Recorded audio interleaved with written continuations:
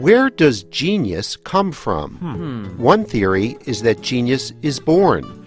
Think of Mozart playing the violin at age 3. Another theory is that genius is made through hard work, 10,000 hours at least.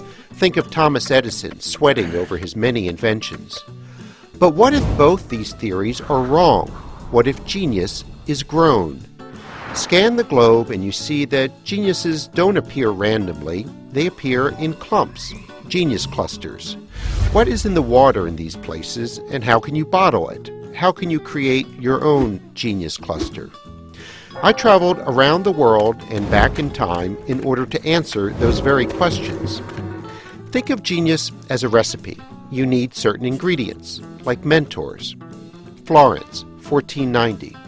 One day, Lorenzo Medici, the most powerful man in town, spots a talented young stonecutter and decides to back him. It was a wise investment. Today, that kid is better known as Michelangelo. Another ingredient is freshness.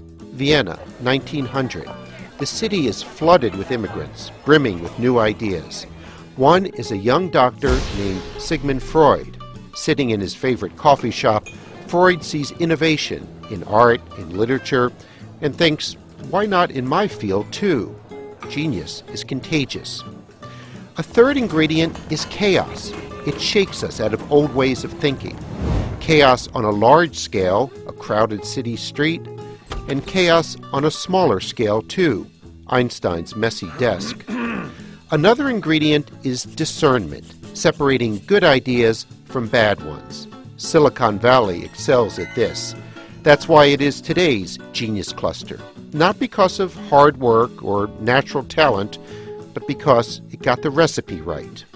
You can too, but the first step is to recognize that genius is not only a what or a how, but a where. These are a few of the lessons I learned by traveling to 7 genius clusters, past and present.